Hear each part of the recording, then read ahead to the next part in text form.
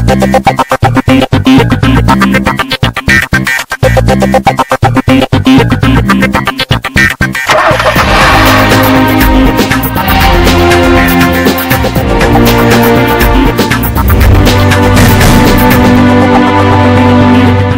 got a fresh episode that's sizzling hot and it's being served up for you US style. Yes, it's a bit of an American special, but not because of the products, just the locations. Welcome to a brand new episode of CNB. I am Siddharth Vinayak Patnankar, and with me right now is the new generation of the BMW X5. I am just outside of Atlanta in Georgia, but we're going to first scoot across to California. Nice and sunny and great weather, great riding routes. Pritam Bora spending time with the much anticipated Royal Enfield 650 Twins. Now, these bikes have been a long time coming. We finally get our chance to get them out on the road.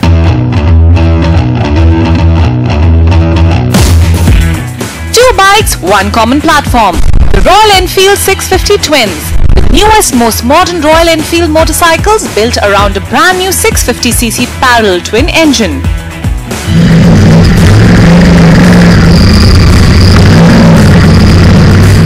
We spent a day riding the new Royal Enfield Interceptor 650 along the Pacific Coast Highway, or Highway 1 as it is also known, and along with some twisty mountain roads.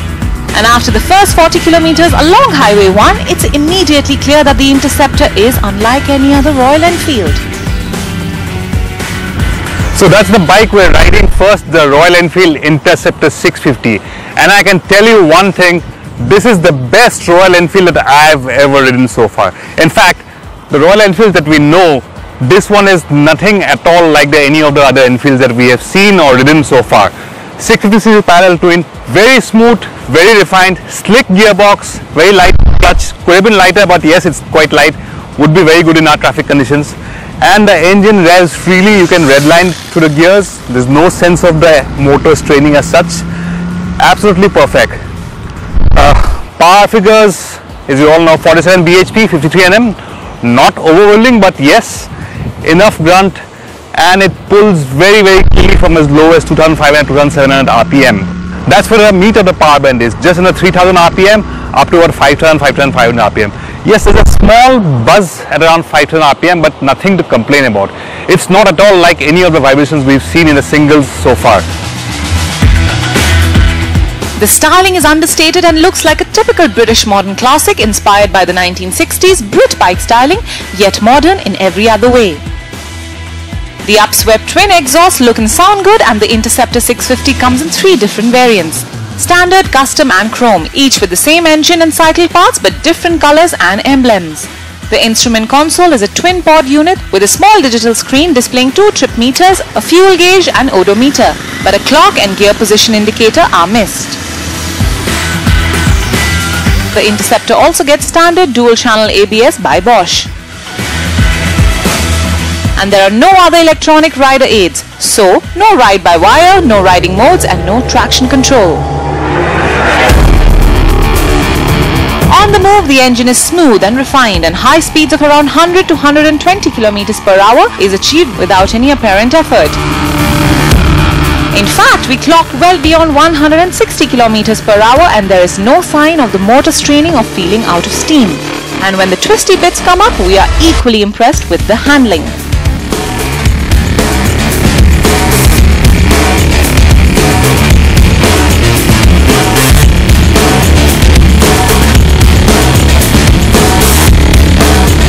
Handling wise, it's a taut bike. We've been riding this Twisted in California all day today, and it really can take corners like anything. Brakes, standard dual channel ABS, very good. It's not to the sport bike level, but for this kind of bike, it's absolutely perfect. Enough bite, enough progression, excellent brakes, excellent handling, and a party piece of this bike is the motor. A smooth and reasonably fast-paced engine, great road manners, good brakes and a lot of color options to choose from. Most of all, the Interceptor 650 just made Royal Enfield a very desirable name once again. It looks great, it rides great, and we're really enjoying riding this here in California today. But how reliable is the bike? That's the question many of you would be asking. Well, Royal Enfield has tested several prototypes over and over again. The ECU itself took many iterations, 3 iterations to come to this, the final production stage. and we're told the bike has been ready for 6 months, but they took 6 more months to test it again and again and again. And now Royal Enfield is offering a 3-year, 40,000 kilometer warranty on the bike. So that itself speaks about the confidence the company has in this product, the new Interceptor 650.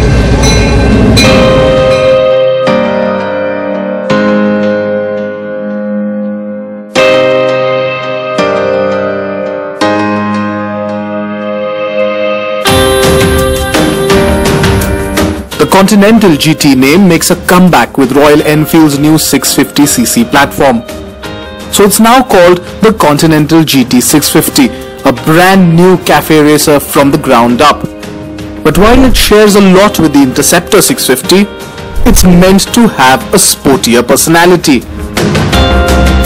It's built on the same chassis, same engine. Essentially, it's built on the same 650cc twin platform. But this one has got a slightly sporty twist. So it's got clip-on handlebars, the fuel tank is different, the seat is different. So you sit crouched down low, it's a sportier bike, it's said to handle better, and that's what we're going to find out. The Continental GT 650 has 1960s cafe racer styling, complemented by upswept twin exhausts and a classic twin-pod instrument console. The engine is the same 649cc air-cooled, counterbalanced parallel twin as the Interceptor 650. The 18-inch spoked wheels come with Pirelli tires with tubes, and braking is handled by bi-brake calipers gripping a 320mm single disc on the front wheel and a 240mm disc at the rear. And yes, there's standard Bosch dual-channel ABS. But the Continental GT 650 is also lighter than its sibling. While the Interceptor 650 weighs 202 kilos without fuel, the Conti GT weighs 198 kgs without fuel. It's lighter by 4 kilos, and that's because the differences are here. The steering yoke is different. This one's got clip-ons. That's where the weight is saved. And brackets for the foot pegs are different than the Interceptor 650. That's also the weight, but the main difference is that the Conti GT doesn't come with a stock center stand.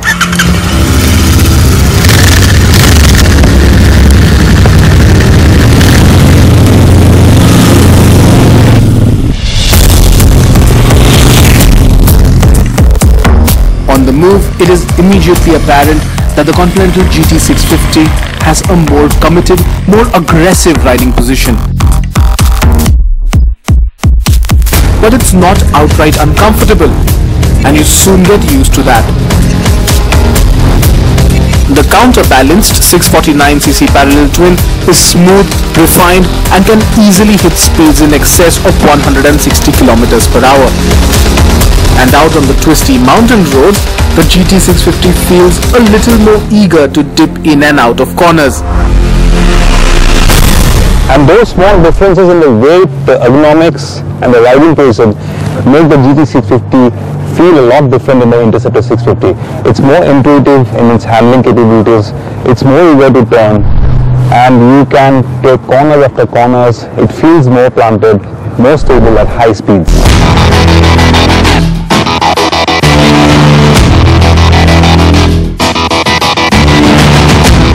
Along with the Interceptor 650, the Conti GT 650 is expected to be launched sometime in November.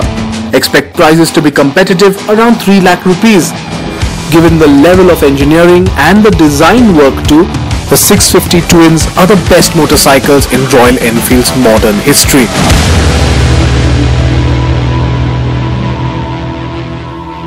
So now we'll get straight to the new generation of the BMW X5. In its 4th generation now, the car hits the market in 2019, and there's a lot of expectation around this car for several reasons. There's styling, of course, that's different, but it's also gotten more modern, and it promises to be more agile and just all-round more athletic than the outgoing car. Now, for the longest time, the X5 was the benchmark when it came to what BMW calls the sports activity vehicle segment.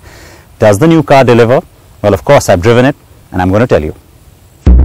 Silhouettes of distant towers falling down. The new 4th generation BMW X5 is here. The car aims to get better in every sense, and I'm here in the US for its first drive to find out if that has happened.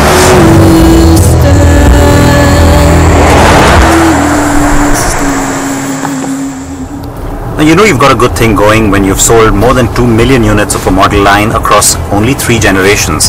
And so with the X5, going into the 4th generation, BMW knew it didn't want to mess with the proposition too much, while of course improving on the last car. Now, 2 clear areas that came in as key demands for this new model development, says BMW. 1, a lot of customers and even the management frankly wanted the car to be a lot more sporty.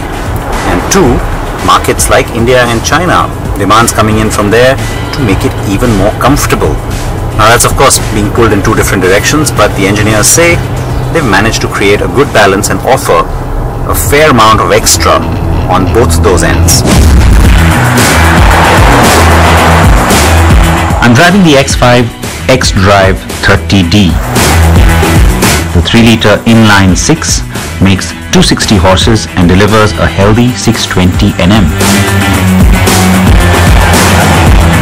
This is essentially a tweaked version of the last X5's 3-litre diesel, and you can do 0 to 100 km per hour in 6.5 seconds. India will also get the xDrive 40i with a 3-litre inline 6 petrol engine that makes 333 bhp.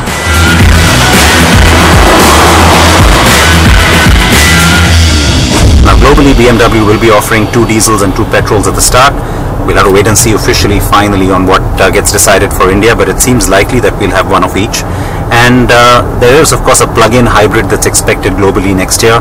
We won't be getting that in a hurry, but remember, with some of the changes that are happening on the policy front, it's cars like that could just play a flagship role. Very minimal volume, but maximum impact in terms of PR or marketing reach. And so that plug-in hybrid, don't just rule it out completely for India. Maybe not next year, but a couple of years down the line, yeah, you might see it. The car seems a tad less eager than the last one, but lag is reduced now and the power delivery is more linear. You also get the same 8-speed gearbox that remains quick, smooth and effective.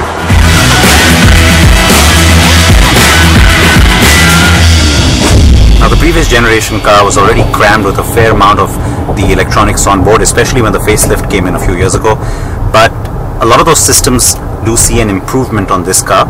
And interestingly, it's not just been reserved for the 7 Series. For a change, you're seeing some of those making a first appearance, if you will, for BMW on the X5. Now, I'll get into details on what I'm talking about, but I think one of the things that really stands out for me straight away is the 2-axle air suspension. That is different. It does make things a lot better for you in terms of both the dynamic end of the performance spectrum and also what you can do with the car off-road. Of course, that also means you have to opt for the optional air suspension. It's not standard. On the Indian model though, I suspect it just might be.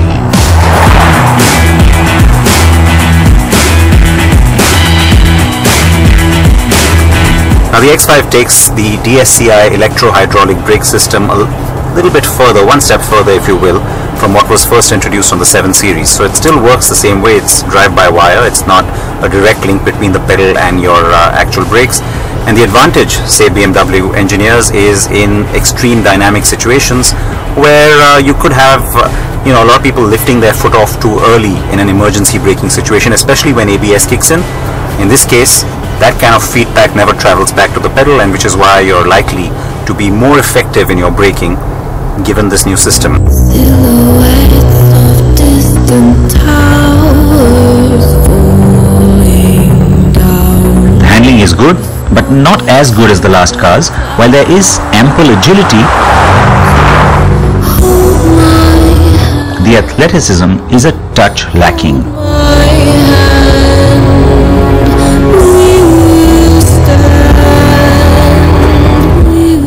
Now you have active roll stabilization and integral active steering. Of course, all of these fancy terms just adds up to a bunch of more wires running through the system, and of course a lot more software that's controlling everything. So what does that mean for you? Well, quite simply, it makes things a lot easier for you because you require minimum input as a driver, and yet you can get a lot more from the car in dynamic terms. So cornering, or hard cornering especially, like what I had back there was nothing compared to what you might want to push this car into. Well, you can do that with the assurance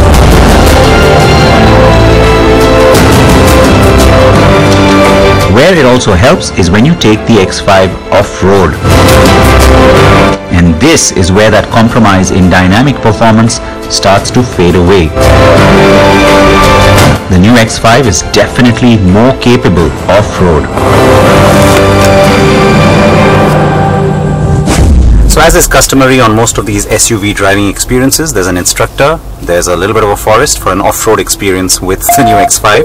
Yep, you'll hear the car dinging and doing all sorts of things in here with all the sensors going off, and every once in a while, of course, the instructor telling me what to do on the walkie-talkie as well. But the whole idea here is to just display the capability the new X5 brings in. It is all designed to stay within the limits of this vehicle, of course, but that doesn't stop me from having some fun. So far it's been pretty tame, but I've been told it might get a little more exciting as I get deeper into the forest.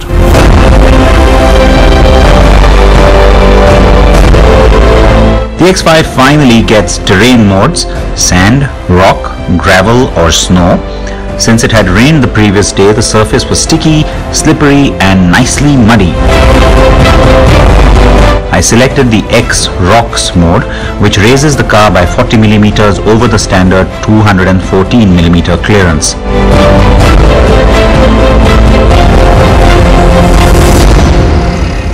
So the onboard computer is always telling the all-wheel drive system how much traction and torque to send to which wheel.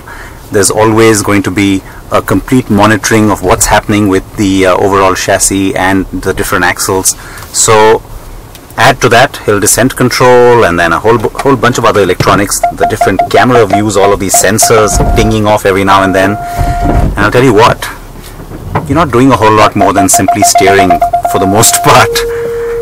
The part that worries me is when all of that becomes autonomous as well, and I can tell you that's not far away. I hope it doesn't happen too soon though, because it will just completely kill any element of fun that's left in an experience like this.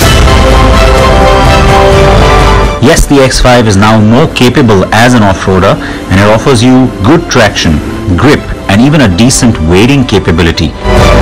But don't start comparing it with the hardcore 4x4s just yet. The new X5 is a bit bigger now, with 36 mm added to its length, 66 mm to its width, and it's 19 mm more in height terms. The wheelbase has increased by 42 mm. In terms of overall styling attribute, the car will certainly straight away remind you of the X5 that's just bowed out. The third generation car and the fourth, well, they do look kind of similar, but you start to see just a little more tension in that metal. It's got a nice stretched muscular feel to it, and of course there are these distinct elements that straight away tell you that this isn't just a facelift, it is a new generation. The big grille, that's a dead giveaway. Much more modern headlamp cluster, and that new blue X element that's there in the not quite twin rings anymore. That's again what we've started to see more and more. The new X3, the X2, they all have that.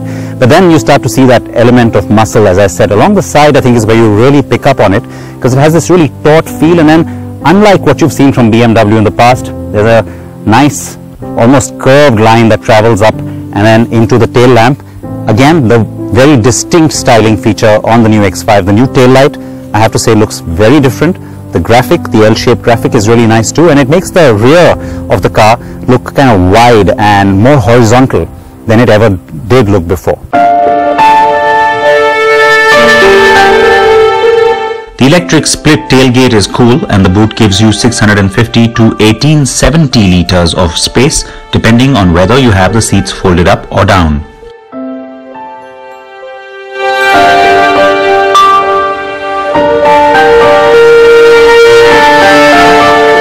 It's certainly a really fresh cabin for the X5, and even though there are certain elements here in styling terms that you've started to see on the other X models like the X2 or the X3, this is still certainly really very new. The two screens really dominate that, both 12.3 inch and this one, of course, very new, because compared to the last X5, everything changes. And this is also the first BMW model to get the latest 7.0 operating system from BMW. And so what that means is completely new interface, very intuitive touch screen, different layout. You're going to find this really more modern and a lot more pleasing and sort of fun and young compared to the iDrive that you've been used to seeing. Lots of functions on the virtual cluster as well, and the layout, I have to say the graphics, really nice. They complement that big, huge, muscular grille up front and all of that muscle that you see running around on the metal. Well, you kind of get a sense of that from the layout here on the instrument cluster, and I like that. You do see similar angular elements down here. As you come further down, there's a little screen that gives you the temperature control, and of course those shortcut keys that we've started getting used to now from BMW.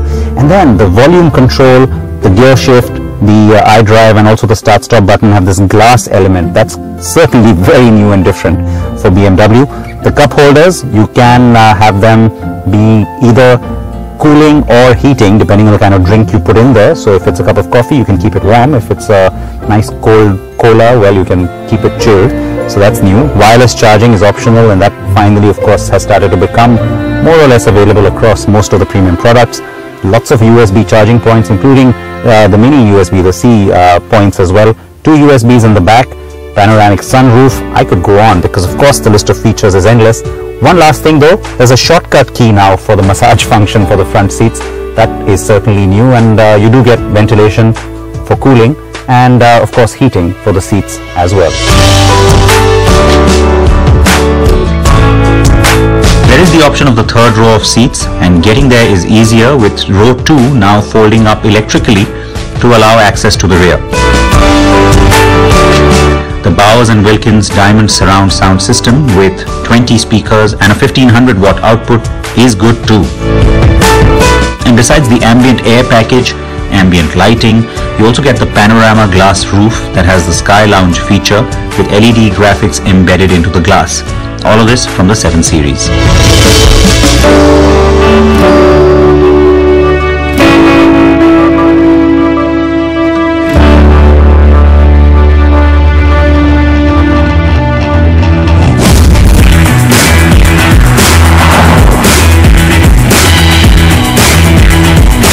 A bunch of us have been driving the car today, and we have an interesting split on the character of this engine, the 3-liter inline-6 diesel.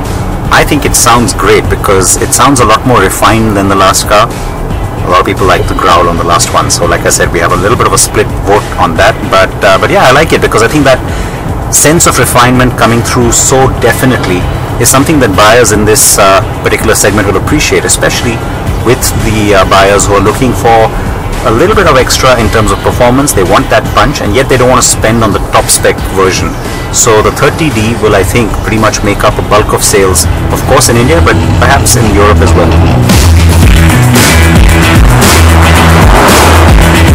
I really liked the sound, and it egged me on to push the car further. Spending the many hours driving the new X5 here in Georgia has given me enough confidence to say that BMW has done enough to worry rivals. The new BMW X5 will arrive in India only late next year, but 2019 promises to bring us a lot of bimmer SUVs. The X5 of course, the X4, and maybe the X2. And then there will be the mighty X7 too that will follow.